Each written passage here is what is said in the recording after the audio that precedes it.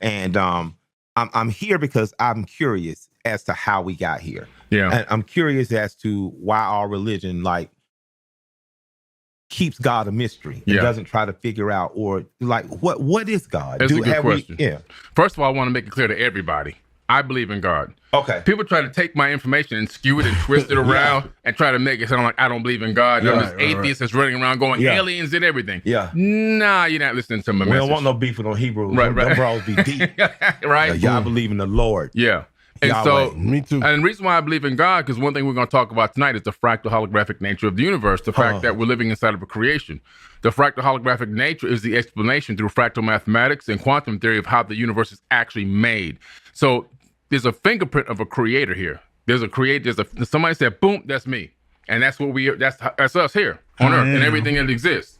The second part is, well, how do we get here? Now, the creation happened, but that's at a multi-level. On the smaller micro level, beings, according to ancient texts, came here to this planet. They ended up coming to this planet and they seeded people on this planet. Now, the Aboriginal elders, which I'm going to see in a couple hours, I'm leaving here going straight to Australia. Their verbal handed down history for thousands of years is that they were seeded on this planet by Pleiadians. What are Pleiadians? Pleiadians. So there's a sector of the sky. You can look up in the night sky. You can see 6 bright stars with the naked eye. There's really 7. The 7th one turned into a white dwarf. So in the ancient times, they knew it was 7 because they marked 7. Gotcha. And these Pleiadians are a section of the sky. These people come from there. They're called the 7 sisters. They're in the Bible. The Bible references the Pleiades. The ancient Egyptians reference the Pleiades. The ancient Sumerians reference the Pleiades as Momo. You have of course, all the Asian cultures all reference the Pleiades. The Sumerian cylinder scrolls in the British Museum have depictions of the actual physical Pleiades etched in the stone. This is a global phenomenon. The Hopi tribe, the Hopi elders I sat with in the Americas, we were seeded on this planet by our star brothers from the Pleiadians. So all of a sudden, this Pleiadian lore, star lore, is global. It's not just something that just is only with one small culture.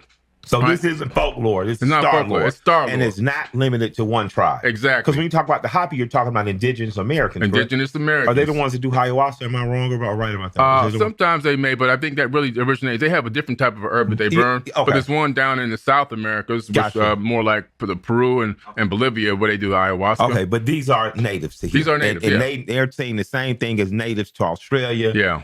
And natives to Asia. Even. Exactly. Wow. Okay. Exactly. And so you talk about a global knowledge, right? This is a global star lore knowledge.